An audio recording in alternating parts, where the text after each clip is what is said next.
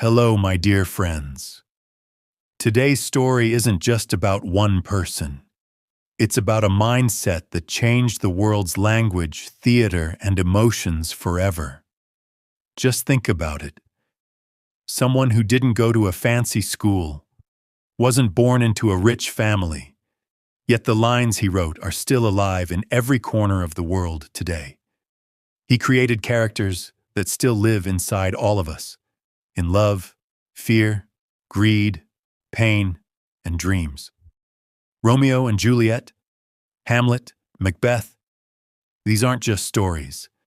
They're the truth of the human heart. But the question is, how did an ordinary guy become such a great writer? He had no degree, no big support, yet he turned words into magic that still makes people think. And the biggest thing, if he had given up on his circumstances, maybe the world would never have known him. So today, let's understand the real journey of that man. A story that might even teach you something new about yourself. William Shakespeare was born in 1564 in a small English town called Stratford-upon-Avon.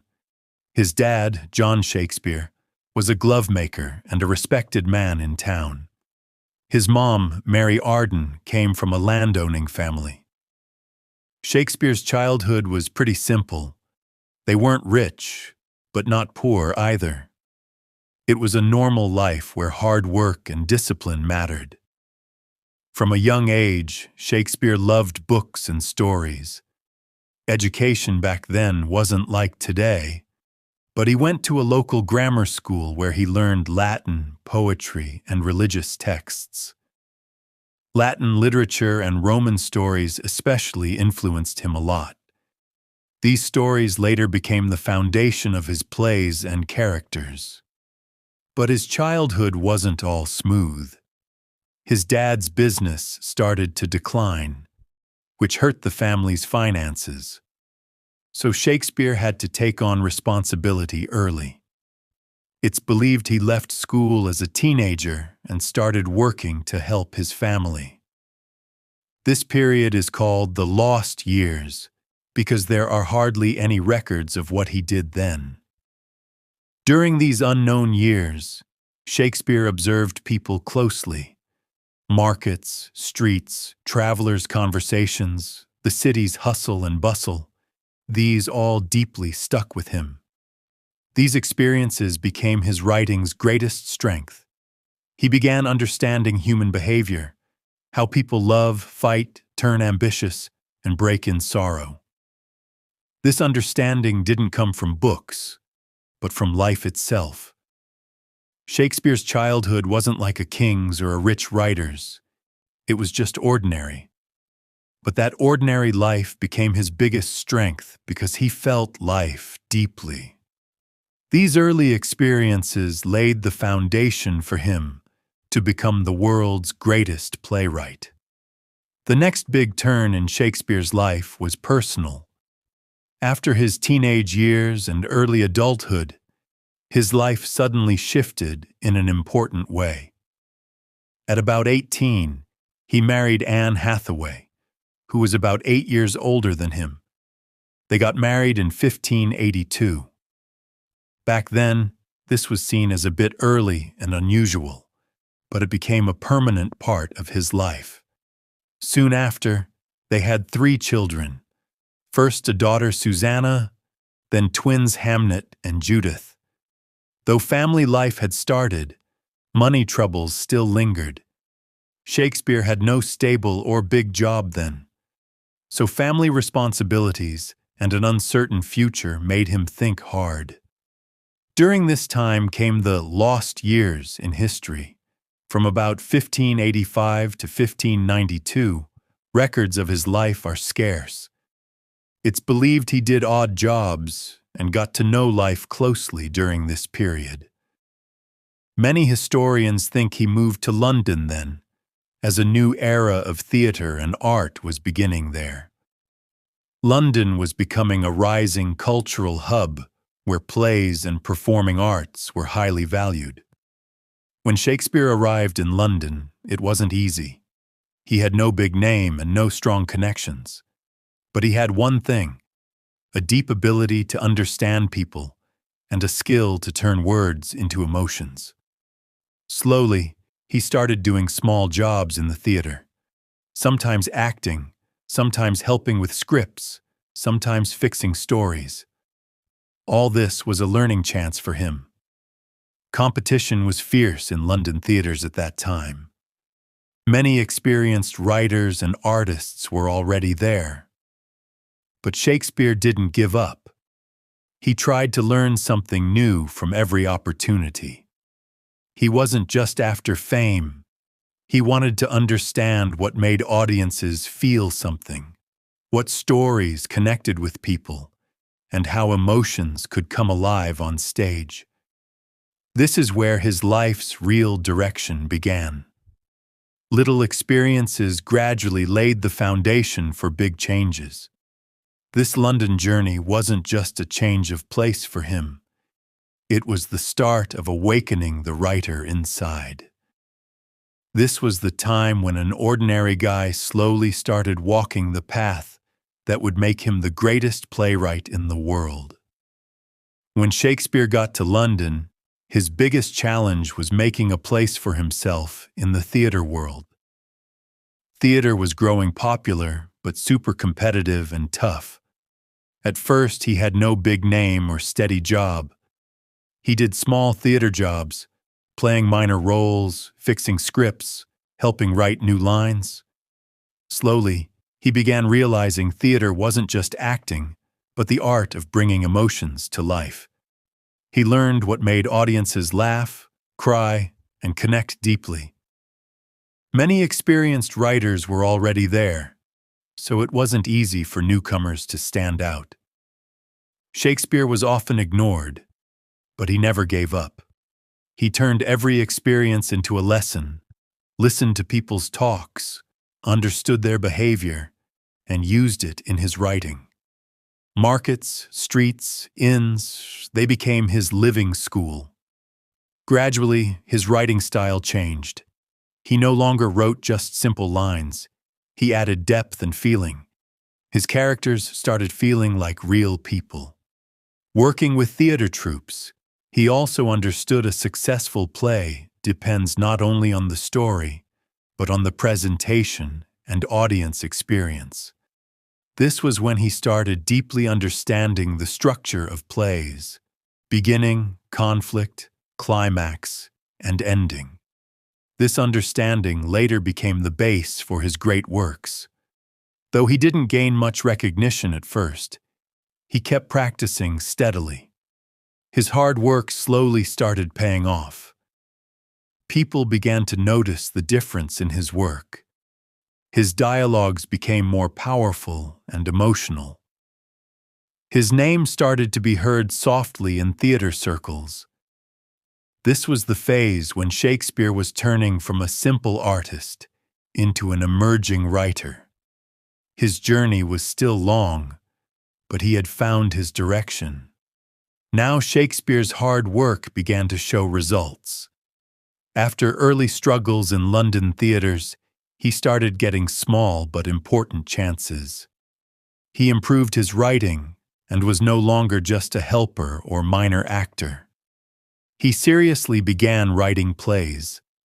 His early plays showed a deep understanding of historical events and human nature. He began writing historical plays like Henry VI and Richard III, which started catching the audience's attention. These plays powerfully showed politics, power, greed, and betrayal. For the first time, audiences felt a writer truly understood human nature deeply. Slowly, Shakespeare's name began to be talked about in the theater world. He wasn't an unknown writer anymore. His style was considered unique and impactful. During this time, he joined a famous theater company called the Lord Chamberlain's Men, a leading group back then. This connection gave his career new direction. He got better stages for his plays. His dialogues and characters started attracting audiences. Gradually, his popularity in theaters grew. He also began writing comedies and family dramas, making his writing style more diverse. His characters were no longer just kings and warriors, but ordinary people with emotions, flaws, and dreams. This made him stand apart from other writers. Soon, his plays got more performances and bigger crowds. People came specifically to watch plays by Shakespeare. But this success didn't come overnight. It was years of hard work, failures, and learning. He turned every rejection and criticism into fuel for improvement. During this period, he laid the foundation for his most famous plays, like Romeo and Juliet, Hamlet, and other great works. Shakespeare wasn't just a struggling artist now. He was slowly becoming a rising, great playwright. His real golden time was about to begin. The most important phase of Shakespeare's career had started. His reputation was growing strong in London, and his influence in theater was rising. He began writing plays that weren't just entertainment, but touched deep human emotions: love, pain, struggle, greed, betrayal. All became part of his writing. One of his most famous works was Romeo and Juliet. This wasn't just a story of two lovers, but about the clash of society, family, and traditions. In this play, he showed how two lovers get trapped between their family's hatred and make the biggest sacrifice of their lives. The story touched hearts and became hugely popular. For the first time, people felt such deep emotions in theater. The mix of love and sorrow was rarely seen before. This play started Shakespeare's journey to international fame. After that, he wrote many other great plays, including timeless works like Hamlet and Macbeth. In these, he explored the complexities of the human mind deeply. In Hamlet, he showed revenge, doubt, and mental struggle, while in Macbeth, he portrayed the desire for power and its destructive consequences. What made these plays special was that the characters didn't feel fictional, but like real people. Audiences saw themselves in them. Slowly, Shakespeare's name became famous not just in London but across England. His plays were performed regularly in big theaters. This success also brought financial stability. He became recognized as a successful writer and theater artist. But behind this success lay years of hard work, failures, and constant learning. He never wasted his experiences. This was the time when Shakespeare transformed from a simple writer into one of the world's most influential playwrights. Now Shakespeare's name was considered top in London's theatre world. His success kept growing, and his plays were loved everywhere. During this time, he made a crucial association with the Globe Theatre. This was a major London stage where his plays started being performed regularly. At the Globe, his work reached new heights. He wasn't just a writer, but a key creative member of an important theater group. His plays were performed to large audiences. Many of his famous plays were staged here. Crowds kept growing. Ordinary folks, merchants, soldiers, even high-class people came to watch his plays. Shakespeare's biggest strength was connecting with all kinds of audiences. His stories were simple yet deep, so everyone could relate. The Globe gave him stability and recognition. Financially secure now, he was established as a successful writer. During this time, he wrote many comedies, tragedies, and historical plays. His style matured, and his characters became more real and emotional. But with success came responsibility. Every new play had to meet audience expectations, which was sometimes challenging. Still, he kept balance in his writing, constantly working on new ideas and adding depth to his characters. The Globe period is called his golden phase, where he laid the strongest foundation of his career. Here, he proved he wasn't just a writer, but a great artist who understood human emotions. His popularity wasn't limited to England. It slowly spread all over Europe. In his later years, after long success in London's theatre and writing world, Shakespeare began returning to his hometown, Stratford-upon-Avon. After the busy life of Globe Theatre in London, his life grew quieter. He didn't write or act as much as before and spent more time with family. By now, he was financially successful and had built wealth through his hard work, making his life more stable. But life wasn't just success. During this time, he faced emotional ups and downs. The death of his son Hamlet deeply affected him. This was a huge personal loss. This grief influenced his writing and thinking. His later works showed a deep understanding of life, death, and human existence. Gradually, he distanced himself from London's theatre scene and tried living a peaceful life in Stratford. Though he didn't stop writing completely, his creative pace slowed. He wrote some final plays showing more maturity and life experience. He stayed more connected to his family and community, reflecting calmly on his life experiences. This phase was one of self-reflection after struggle and success. He looked back at his life. He saw how a simple boy from a small town became one of the world's most influential playwrights. But the biggest question still remained. Was life just about success or something more? His life in Stratford became calm and steady. He lived a simple life with family and property. This phase was where peace mattered more than fame.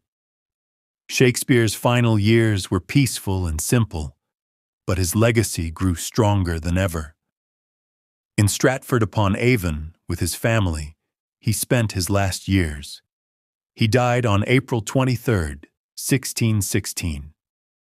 The exact cause isn't clearly known, but it's believed he passed away naturally, in the same place where he was born and began life. Even after his death, his plays and writings lived on. Back then, few could have imagined his name would be counted among the greatest playwrights ever. Shakespeare wrote about 39 plays, over 154 sonnets, and many poems. His works show every human feeling: love, hate, ambition, jealousy, pain, joy. His plays weren't just stories, but studies of human psychology. He showed how complex humans are inside. His most famous plays, Romeo and Juliet, Hamlet, Macbeth, Othello, King Lear, are still read and performed worldwide. Over time, his influence went beyond England. His works have been translated into almost every major language. Today, he's considered the greatest pillar of modern English literature. He gave thousands of new words and expressions to English that are still used today. Shakespeare's greatest legacy is that he understood humans as humans. He showed that whether king or commoner, emotions are the same inside everyone. His writing teaches us that life isn't just about winning or losing, but about understanding, feeling, and learning. Even today, when someone reads or watches his plays, it feels like he's still alive. That's his greatest success: immortality.